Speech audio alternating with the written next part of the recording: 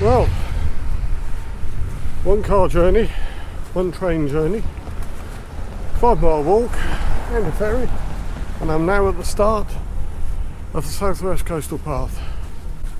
My plan is to walk the whole path before I'm 60, so I've got a few years. On this section I'm walking from here and round to Weymouth and doing the Portland Bill section as well.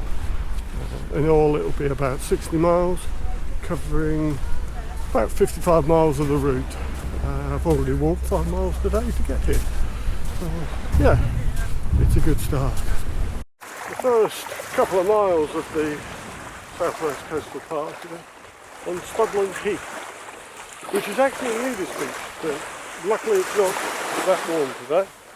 Yeah, very nice. According to the GPS, I'm now about 50 foot into the water, so perfect weather for walking at the moment. Got a feeling I might get wet. Sporting a new pair of ultra-lone peaks, number 5s, and my new rucksack, which I only finished making yesterday, so I'm hoping that it will all go well. So far so good, it's really comfy at the moment, although because it's frameless I've got a sweaty back. Thought I would come off the coastline and see what the actual path looks like up in these dunes. The answer is a lot more up and down, but yeah.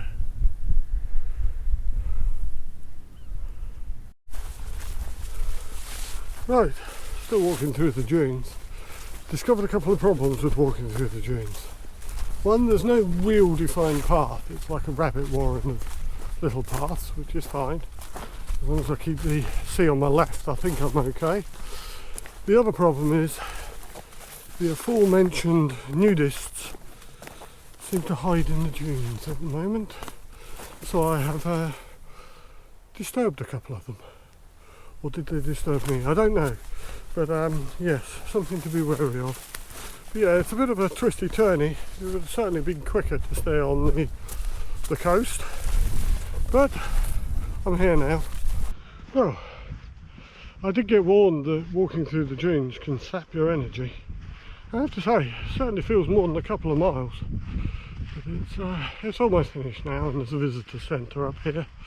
So it's pretty, but it's weird to walk on. I've never really walked on sand with a rucksack before.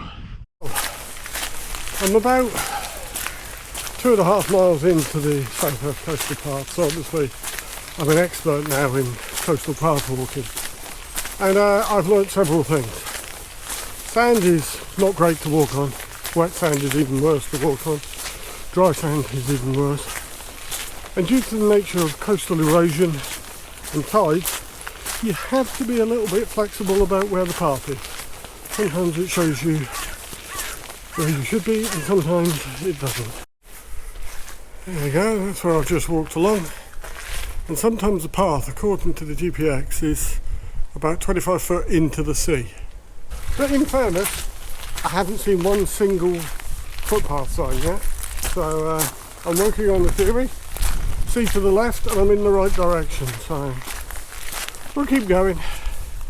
I can't be any closer, otherwise I'll be in the water. So I must be in the right place. At this point we've just come away from the coast for a minute or two, and that's where we end up going in a minute.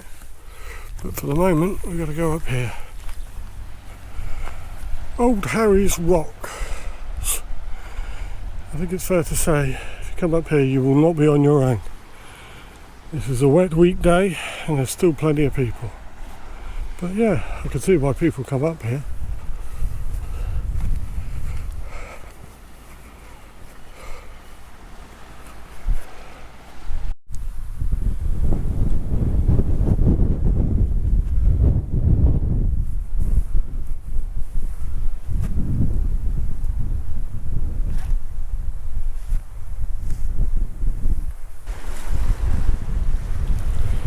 At Perivale Point there is an alternative route that doesn't go around the rocks. I'm thinking it would have been the better route. This is not the easiest thing to do while wearing a rucksack. So take the alternative route. Do not think you're chipping out, because this is actually looking quite silly now. Swanage itself was what you would expect from a seaside town in holiday season. There's going to be a craving for fish and chips though. Managed to resist. Right, I'm going to have to scramble up here. Scramble. Because this path just doesn't exist. There you go, that's looking back at sort of old Harry rocks over there. And there's Swanage, which personally I think looks best from a distance. I reckon I've got about 4 miles or so till I start looking for somewhere to camp tonight. But no rush, plenty of time. Yeah, Swanage was entertaining. A last view over towards Harry's Rocks and Weymouth before turning the corner at Durlston Bay. Right, it's very windy, so I don't know how the audio is going to work on this. But that's Anvil Point behind me, the lighthouse. There are so many people about. I mean, it's a testament to the tourist board's ability to give access to this area and the circular walks, because these people are not walking the south-west coastal path. But I don't think there's been a point today where I haven't been able to see people. It's very different to what I'm used to. I'm used to sort of walking for a couple of hours and not seeing anyone, being able to switch off, get into a zone or whatever. Finding it quite difficult. Having said that, the views are stunning and I can understand why people want to come here. That headland over there is where I'm planning to find a campsite for tonight, and it is called St Albans Head. There you go, I think. After Anvil Point, the path splits, and it seems like all the people go off to the right, and Southwest Coastal Path is a little less managed, which is fine. It's good. It's a good path still, and actually there's no people. It is a completely different path again. I'm finding it quite hard getting my head around this path. It seems to change so much. I mean, apart from the fact that obviously you've got the constant sea, its characteristic changes a lot between downland, which is what I would describe this as, or high cliff path, manicured National Trust, towns. It's a very confusing path for me at the moment. But that isn't to say I'm not enjoying it. I am enjoying it, but it's just a bit confusing.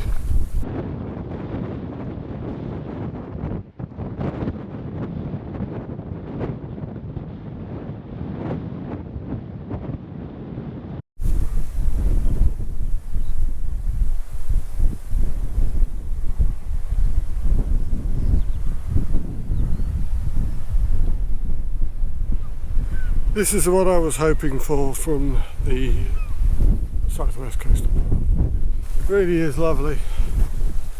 I just managed to pick up some water from a spring a couple of miles back.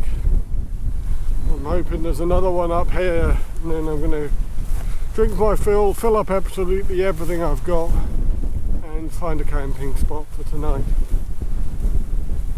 Oh. Ever since I was a bit confused by this path, it has turned into exactly what I was hoping for. Perhaps it was just that first 10 miles. But yeah, this has been great. Those of you that have seen my previous videos will know that I'm normally a woodland wild camper. That isn't really possible on the Southwest Coastal Path. So I am a little way off the path, marginally hidden, and set up for the night. According to my app, it's going to rain in about an hour, so I'm going to get some food. Did about 20 miles today, so it's a good day. Enjoyed it, particularly after Anvil Point. After that, it really, for me, it got a lot better. So yeah, looking forward to tomorrow, see what that brings. Plan is to do another 20 miles tomorrow, then wild camp, and then I'm doing a shorter day and camping in a campsite in Portland Bill before a 8-mile day, and then back to the train station and back home. So yeah, this is what I was hoping for, and this isn't what I got at the beginning of the day. But I've just spoken to my wife and she said it's more about me than it is the path, so, and she's always right. So anyway, off to get some food. Well, off to cook some food. I don't think pizza deliver around here. What a glorious start to day 2 on the Southwest Coastal Path. Yep, a really good night's sleep, as you can see. Leave no trace. A few flattened beads of grass. Really good night's sleep. Bit of rain, but nothing much. Really lovely out here this morning. Over there in the distance you can see Anvil's Point. We're just about to lose sight of it as we go around St Albans Head. There you go. All along the coast here you can see signs of the old quarrying and mining past. It's certainly left its mark on the landscape. It looks beautiful, but I am aware that I'm walking on my own, there's no telephone reception, and if you slipped you could be in trouble. Just having to take it carefully. Prioritising safety over speed this morning I think is a good idea. It's stunning though. That's St Allen's Head with the volunteers manning the lifeboat. Over there in the distance you can see Portland Bill Island, which is where I'm going to end up in a couple of days. But look at the glorious bit I've got to go through first. According to the gentleman you may be able to see up the top there, I've just come down 220 steps. But it's okay. I've got the shorter one of 198 up now. I think this walk just got serious. For some reason my average speed is lower than I was expecting this month. I've now revised my plans. It's either 20 miles or 10 hours, whichever comes first. I've promised myself a break at the top of this next lot of steps, which is Hans Tort Cliff. I'm about a mile from the visitor centre at Scotland Gap. Plan is to see if they sell bacon butty. Well, that's a bit of a piss-off really. The Longworth Range walks are open tomorrow. Not today. So either I camp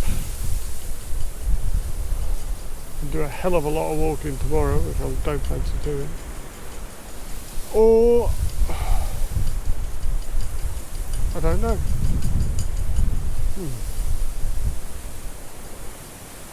Gonna have to figure this one out. So plans have altered. Going to be back up at the ranges for 8 o'clock in the morning. Hopefully they'll be open, and then carry on. It does mean that tomorrow is going to be a 27-mile walk, which I think we could all say I could do without. I've had to pitch the tent even at 2 in the afternoon because it's so sunny and I just needed to get out of the sun. I have managed to find a nice spot just beside this field, so hopefully I won't get disturbed, but you never know. I'm not taking out all my kit just in case. A bit disappointed. But these things happen. The website said the 28th, and when you actually went into the timetable, it's the 29th that they're opening up. My mistake. But we can overcome. Me signing off early.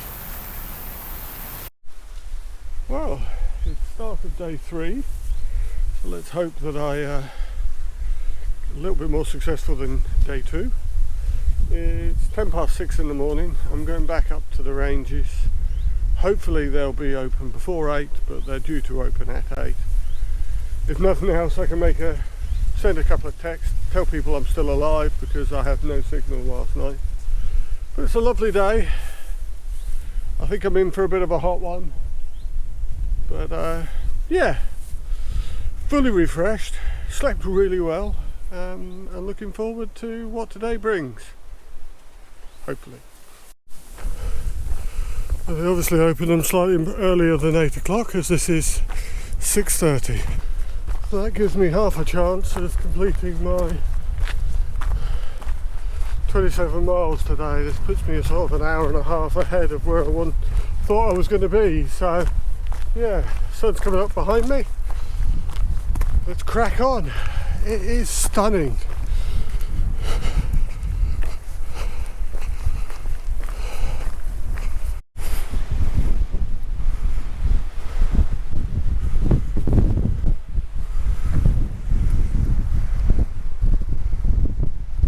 Yeah, I know I don't normally wear the chin strap, but as the Met Office have a yellow warning for wind in one of the windiest places, it is necessary.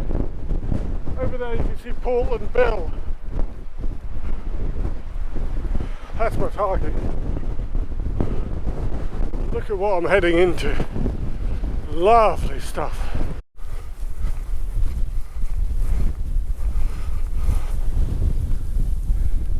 Don't know if I'm the first person through on the ranges today since they reopened. It does feel like I'm walking in my own personal walking playground. Look at that. Just see over in the distance the cruise ships that were laid up for the COVID. They're hoping to get back in service soon. But yeah, it is absolutely lovely. Oh, after yesterday's layoff for half a day, so good to be back out.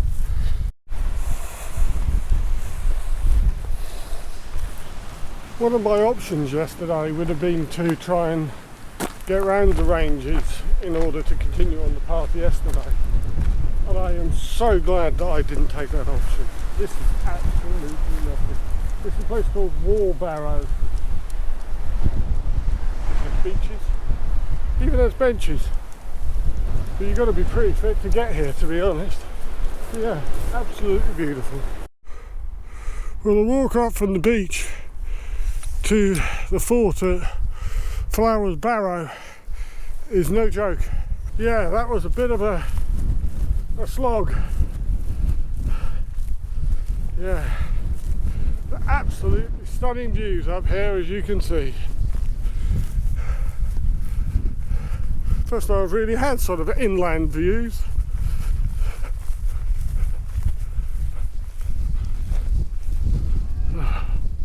We follow these yellow markers. Obviously they don't want us going anywhere near their firing range. When I was standing up the other hill, this one didn't look that steep. Somehow it looks quite steep now. I'm heading up to Arish Mell, which Just taking a break after climbing up that hill. Looking out over the plains, I've just noticed down in front of me there's either some tanks or old army vehicles being left to rust. You can see all the tracks of where the army used for their training. And over on this side, about 5 foot from me, is the edge of the cliff. Having seen how steep that is, I'm getting no closer. But yeah, I've walked from all the way over there. There. Not today, obviously. Absolutely stunning, isn't it? Just met a couple who, when I asked them where they'd come from, they said Minehead. They've got 2 days left to complete the southwest coast path. They've been out for 62 days.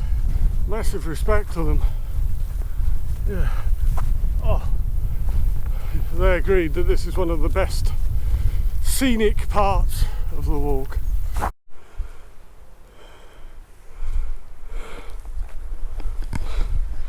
Right, so that's the end of the range walks.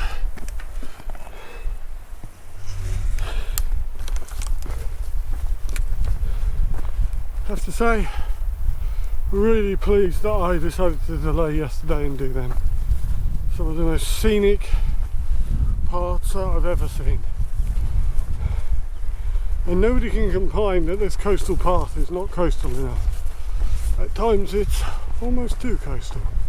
But yeah, now I'm carrying on to Ludworth Bay, which I think I've just arrived at.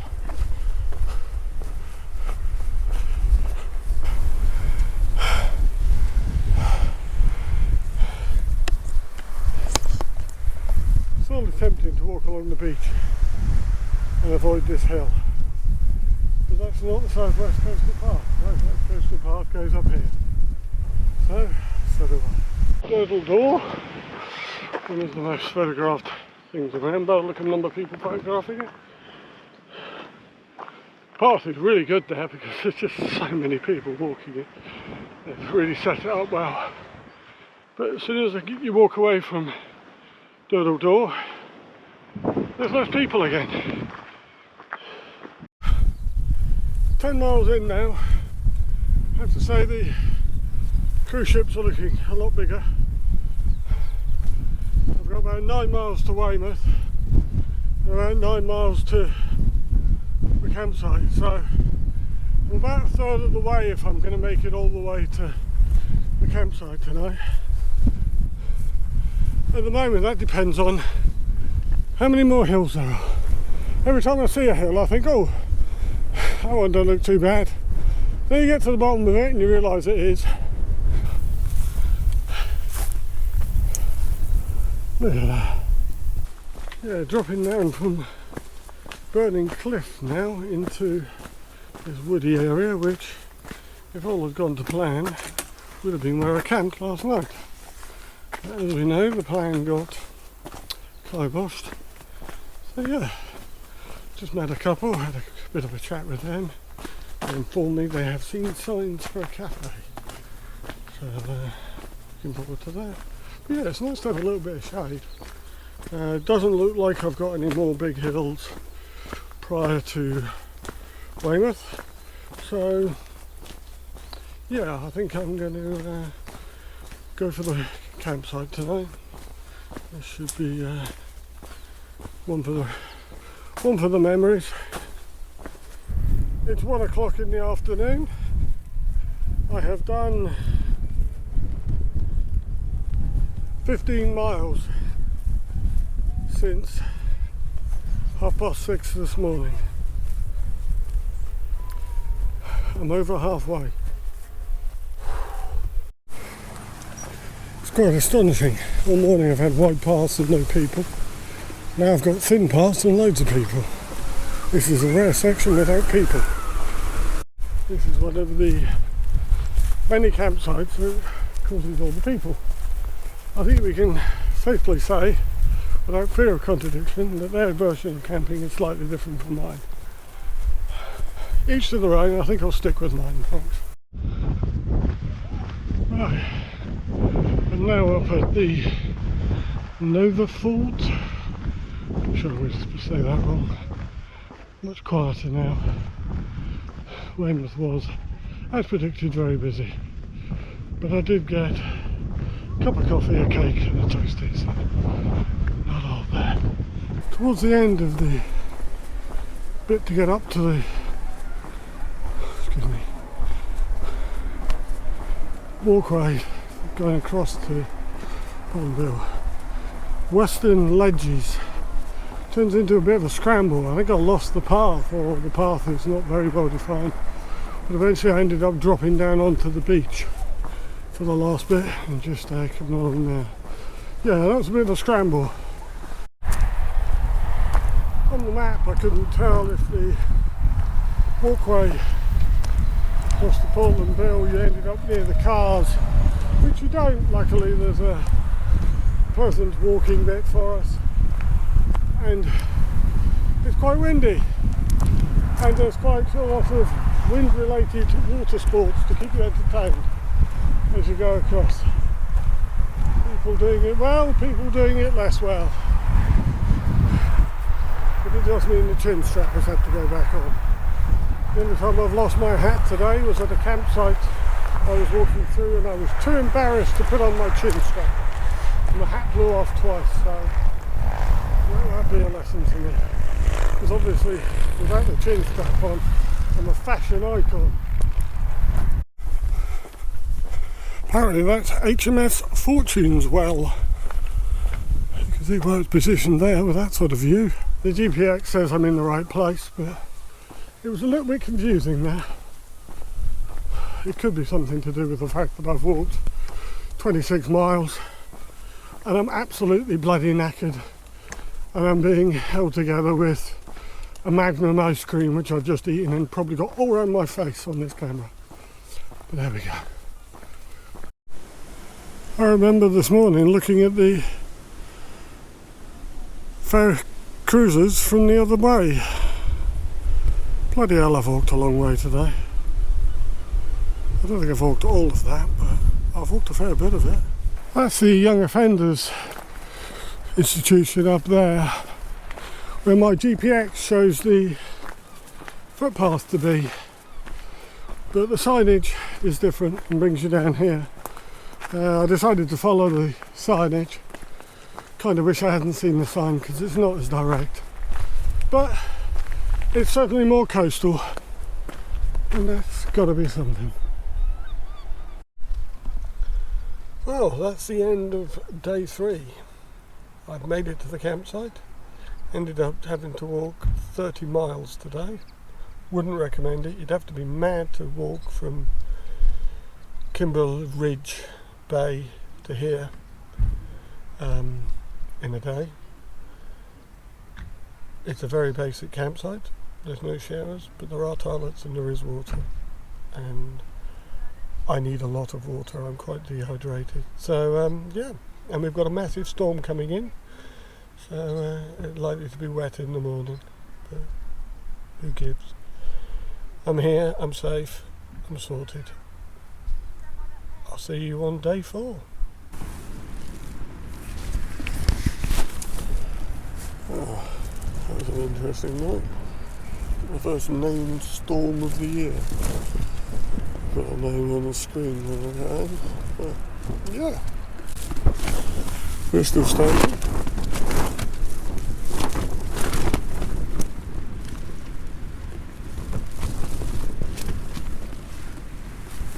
I did get some sleep. Well, there's not a point in hanging around too long. It'll be fun taking the tent down. This says where's Coastal Path keeps giving adventure after adventure.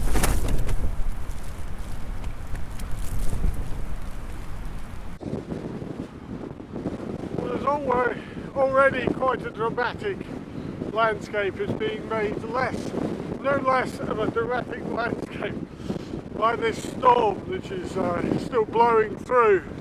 Thankfully the rain seems to have gone for a bit, but yeah,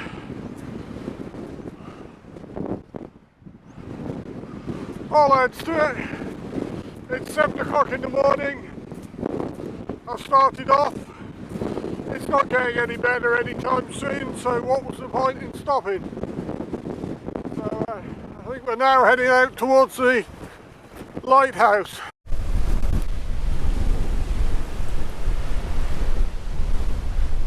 I have resorted to silly headwear, trying to get the wind out of my ears. Oh, I don't know what these sheds are for. Perhaps it's some sort of beach house type idea on Portland Bill, I don't know.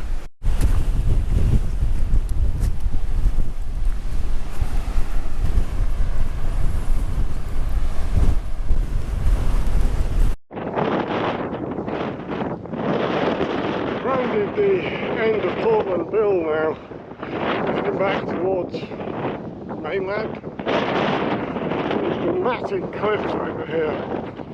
I'm very glad that the breeze or storm or whatever is blowing me away from that edge, because if you're being blown towards it, that can be problematic.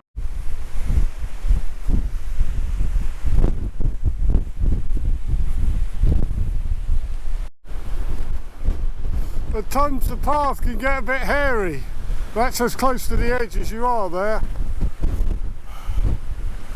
And the drop is quite significant. So pray for a calm day when you do it. Just on a little diversion that takes you away from the coast. If they tell you that the coastal path is impassable, I'd advise to take that as gospel. But yeah, it's less windy for a second. One thing, the west side of Portland Bill I do find much more enjoyable. It's more rugged, it's more, whatever. The path's easier, and I haven't just walked 30 miles. But the mud is sticking to my shoes like no tomorrow. I don't understand it. Coming back out onto the coastal path, you can see the barrier on the left there, telling you that part of the path is closed. You can't get too precious with following the exact path. Some parts are just very, very dangerous. And considering they don't call that dangerous at all. Whatever's going on over there, I'm glad I didn't have to take it. Right, I'm following another diversion, and I come across this area with sculptors.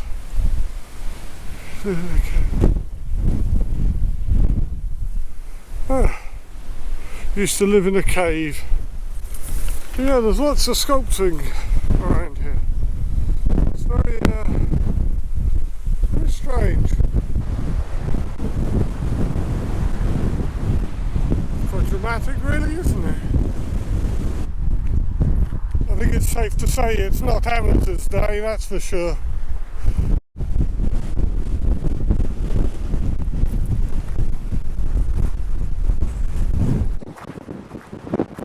Across the causeway now.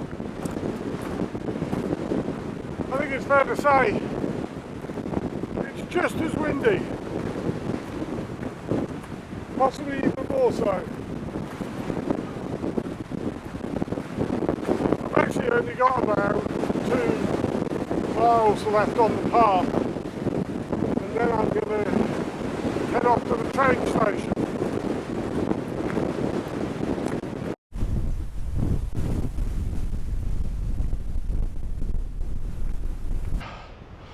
I've walked from over there today.